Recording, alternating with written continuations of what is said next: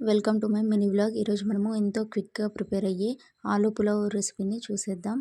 ముందుగా మనము స్టవ్ వెలిగించుకొని దానిపైన ఒక బౌల్ని పెట్టేసి మనకి తగినంత ఆయిల్ని పోసేసుకున్న తర్వాత అది వేడయ్యాక అందులోకి పోపు దినుసులను వేసేసుకోవాలి. ఆ తర్వాత కొద్దిగా పప్పును కూడా వేసేసుకొని మంచిగా ఫ్రై చేయాలి.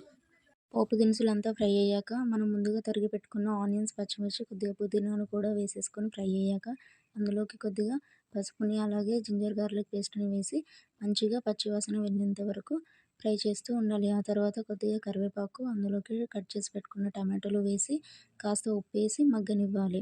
టమాటోలు అన్నీ సాఫ్ట్గా స్వీట్గా మగ్గిన తర్వాత మనం మూత కప్పేసుకోవాలి. కొద్దిగా ఆయిల్ పైకి వెళ్ళాక అందులో మనం ముందుగా తరిమి పెట్టుకున్న పొటాటోలను కూడా వేసి మంచిగా ఫ్రై చేయాలి. అందులోకి మనకి తగినంత కారాన్ని అలాగే 1 టీ స్పూన్ ధనియాల పొడిని వేసి మంచిగా ఫ్రై చేయాలి. ఆయిల్ అంతా పైకి వచ్చిన తర్వాత మనము ముందుగానే రైస్ని నానబెట్టుకోవాలి. ఆ తర్వాత అందులోకి 1 గ్లాస్కి 1.5 గ్లాస్ వాటర్ వేసుకున్న తర్వాత దాన్ని మంచిగా మరగనివ్వాలి. అలా 2 గ్లాస్ రైస్కి 3 గ్లాస్ వాటర్ వేసుకుని మంచిగా దానిపైన మూత కప్పి ఒక 5 to 10 మినిట్స్ మరగనివ్వాలి. ఆ మరిగిన వాటర్లోనే మనం ముందుగా నానబెట్టుకున్న రైస్ని కూడా అందులోకి మంచిగా వేసేసుకొని దాన్నంతా మంచిగా అన్ని పదార్థాలు కలిసేలాగా కలుపుకోవాలి.